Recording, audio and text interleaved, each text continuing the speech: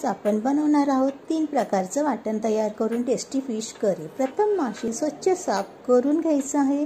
आता हे मॅरिनेट करून घ्यायचं आहे। यात मीठ, हळद, धनेपूड, लाल तिखट, घरगुती गरम मसाला, आलं लसूण पेस्ट, लिंबाचा रस हे मसाले चांगल्या प्रकारे मिक्स करून घेऊन 10 मिनिटं रेस्ट करायला ठेवायचं आहे। हे शिलॉन फिश आहे, तुम्ही कोणत्याही प्रकारचे मासे वापरू शकता।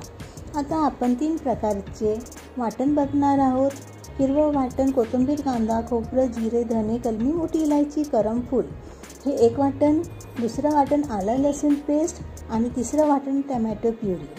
आपले तिन्ही वाटण तयार आहेत। हे वाटण तुम्ही कोणत्याही फिश करी करता वापरू शकता। एका पॅनमध्ये तेल गरम करून घ्यायचं आहे।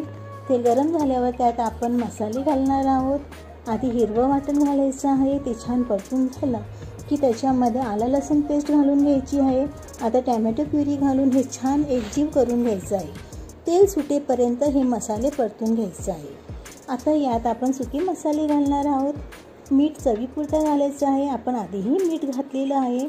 हळद, धनेपूड, लाल तिखट, जेवढं तुम्हाला तिखट लागते तेवढं तुम्ही तिखट वापरू शकता।